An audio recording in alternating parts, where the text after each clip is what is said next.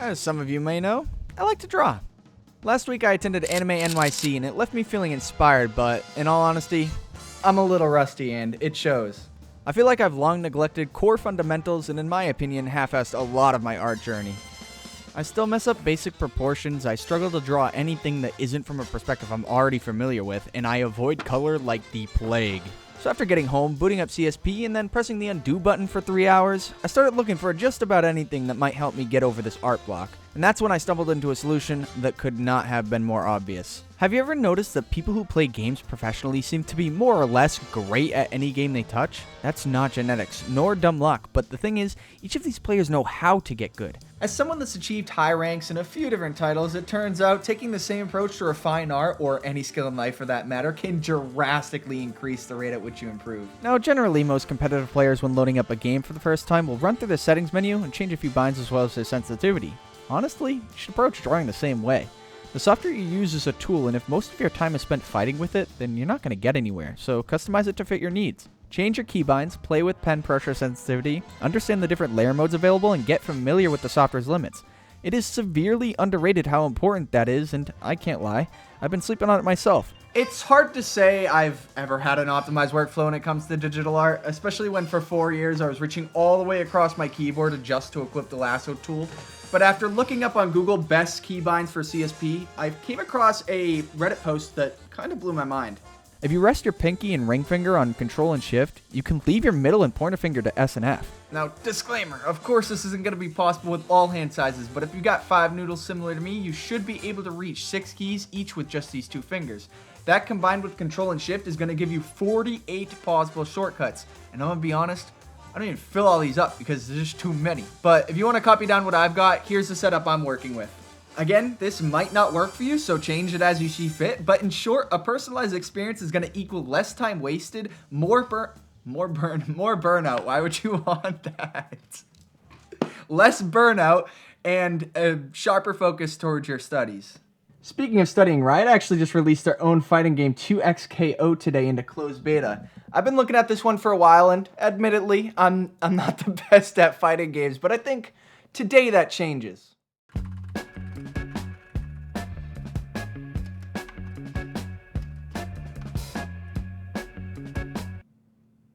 Bro.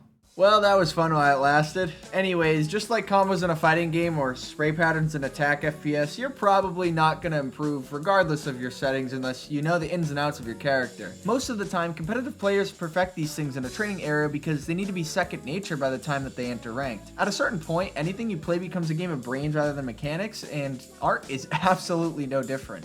That's why a blank canvas is pretty much the place you want all of your textbook studying to be. Whether it's anatomy, perspective, or how a new tool works, I recommend making a study file. That way you can practice not drawing itself, but the ideas behind each drawing.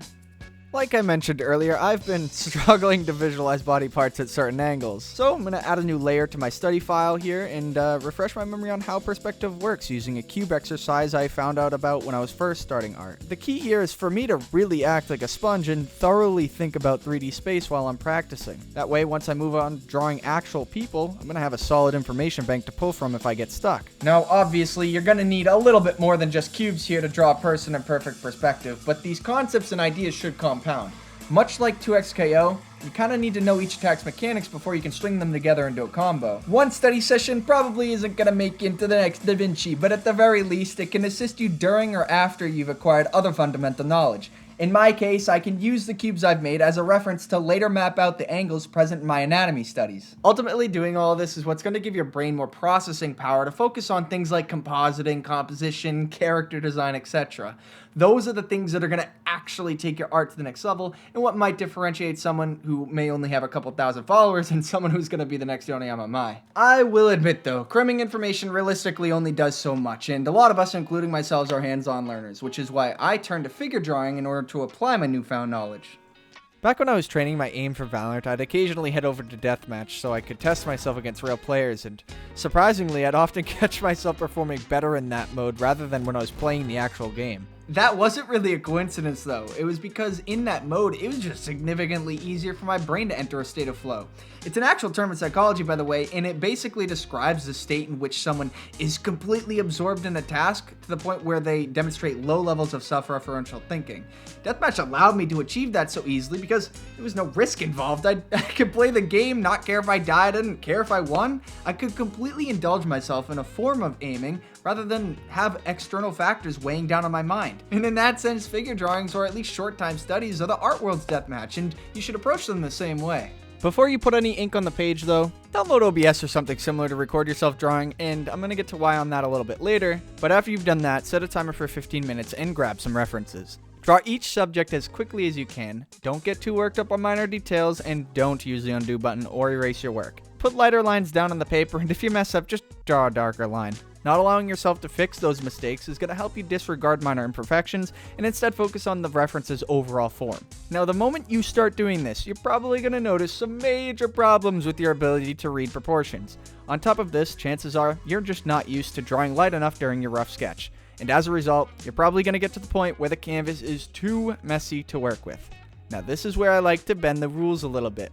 One time during each drawing, allow yourself to erase whatever you want, but this will be your only time to erase for that drawing. After you're done erasing, you should pause for a moment and scope out how you're going to approach the rest of the study. Again, your goal with these is not to be perfect, but to get as much done as you can while consciously thinking about the concept you've practiced before. But anyway, after that other time is up, slowly work down for 15 minutes with each reference until you only give yourself about 5 minutes per drawing. If your overall study session is like 1 hour, you can do, say, 2 15-minute drawings, 2 10 minutes, and then 2 5 minutes. I want to emphasize this right off the bat, though. Things are not going to look good once you start doing this. But once you let go of that desire to make a good drawing and you just kind of go with the motions, using this method, I promise you, you're going to actually end up improving faster than if you were to just draw normally. The immediate feedback loop here should force your brain to recognize negative aspects of your art and allow you to intentionally correct them in real time. After the hour is up though, I suggest moving on to something a little bit more in-depth, and going back on the whole video game topic, Valorant is just as much a game of chess as it is a first-person shooter. I remember whenever I was done with Deathmatch, I'd usually queue up for a game of Ranked while my mechanics were still warm and the concepts I was practicing were still fresh in my mind. And in similar fashion, once you're done with your short-time studies, reset the clock and then give yourself an additional 115 minutes. And before you start it, figure out something you want to draw. It could be a video game character or your OC. It really doesn't matter, so pick pretty much anything. Choose one concept to focus on while drawing, and preferably it's going to be the same one that you've been using this entire time, and then grab some references. But this time, instead of recreating each reference, use them as guidelines and make your own original drawing while honing in on that concept that you just picked. Make sure not to overdevelop certain parts of the drawing as well before addressing all of the components you want to have in your scene. Unfortunately, there's really not a whole lot of guidance I can give you through this part because what everyone's drawing is going to be different, but have confidence and remember that there's going to be an overarching method to this madness. I will say though, try to block the 2 hours into sections, that way you're not tunnel visioning midway through. If something feels uncomfortable to draw, that's a very good thing, and you shouldn't avoid it. As cliche as it sounds, there's a reason people say face your fears. In general though, this exercise should be a great way to test yourself and see how much all of your previous training has taught you. However, once the 2 hours is up, take a massive break. I mean it seriously. Walk away from the drawing and do something else for the next hour or two. And then, once you've let it settle, come back and find your screen recording folder from OBS. Observation is one of the most overlooked fundamentals of art. Usually it's used in the context of learning to see like an artist, and while I argue you should do that, I think you should also take it literally. In my time playing games at a high level, the single fastest way to improve was to review where and when I died and to correct the point at which I put myself into a poor position. See, the reason I was having you guys record all your work was so you could gather information on where you were making mistakes. Honestly, I didn't really expect VOD reviewing art to work as well as it did, but the results have spoken for themselves. Essentially from here, rewatch your recordings and pay attention to your drawing habits. Ask yourself some questions. Are you constantly approaching something the same way that results in the drawing looking weird? Do you notice that after every line you're flipping the canvas to check if it's exactly the way you want it? These little things add up, and while you might not notice it in the moment, while you're watching recordings, you should physically write down bullet points of every mistake you make, but try to prioritize the source of them rather than the symptoms. After you've reviewed your own footage, see if one of your favorite artists posts VODs or time lapses of their process and watch them all the way through. While you're watching, you should cross-reference the list you made to pinpoint where you would have made a mistake and where they instead circumvent the issue. Make sure to write down what they do differently and how it's achieved so that later on when you're working on your own piece again, you can catch these poor habits and appropriately tackle them with a solution you already know works. If you have other friends that draw too, do this with each other's work. Treat it like the peer reviews you used to do in school. You'd be surprised at how much having an extra pair of eyes can change how many mistakes you can spot. And that leads me to one of my last points though. Find other people that are better than you at drawing and completely surround yourself with them. Join a Discord server and get involved with an art community. Usually you can find 1 or 2 people streaming on those servers, and who knows, I'm sure they'd be more than willing enough to answer any questions if you have any. Your brain is much smarter than you think, and its ability to subconsciously pick up on things is just short of a superpower.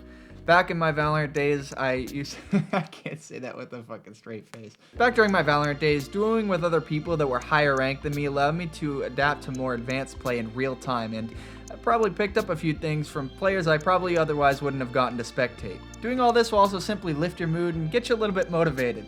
Being around other people that are just as driven is a gift, because it only pushes you further to get better with them. This entire process is probably something you're going to want to do more than once. I know it can be hard to gauge whether or not you're improving, especially when you're not really seeing a number go up and down on your screen every single time you play.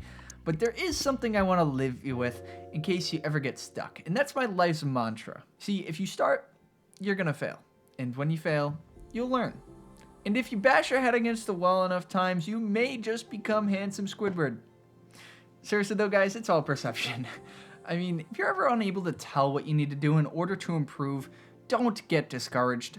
Think of it like your in-game rank has reached your actual MMR, because in that sense, you've ranked up. If you ever get the feeling like no matter what you're doing, nothing's improving, I guarantee you that if you look back on any old drawing and you look at something that you did today and you compare the two, you will objectively say that the older drawing is way worse than what you are doing currently. But that's really all I got for you guys. I hope you found something useful in this video. A little bit different than my older content, and consider things to be a little bit more vlog-centric moving forward, but I got a few other videos in the works, and they should be out within the next few weeks, hopefully. Hopefully.